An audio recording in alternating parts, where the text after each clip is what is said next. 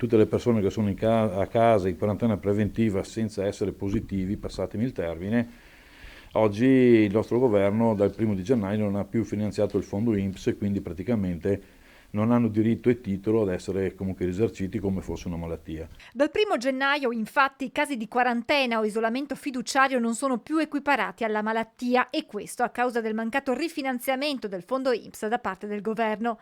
I lavoratori dunque, contatti di un positivo, una volta esauriti i permessi o ferie, avranno un'unica prospettiva. Gli viene decurtato lo stipendio in quanto quelle ore non gli sono pagate in nessun modo. In questo momento nella Marca Trevigiana sono 40.000 i cittadini in quarantena o in isolamento, una situazione che si riflette anche nelle aziende artigiane del territorio in forte sofferenza proprio per i numerosi dipendenti a casa perché positivi o contatti stretti, ai quali si aggiunge l'ormai cronica carenza di personale specializzato. Questo fa sì che le nostre aziende siano in ulteriore carenza di manodopera, quella che avevano comunque loro, che gestivano nella propria azienda, e quindi si somma anche la difficoltà di essere capaci a consegnare quelle che sono le commesse. Se da un lato il settore amministrativo può ovviare a questa situazione con lo smart working, il lavoro agile non può certo applicarsi al settore dei tecnici operai che rappresentano il 90% della forza lavoro. Dagli artigiani dunque un accorato appello al governo. La possibilità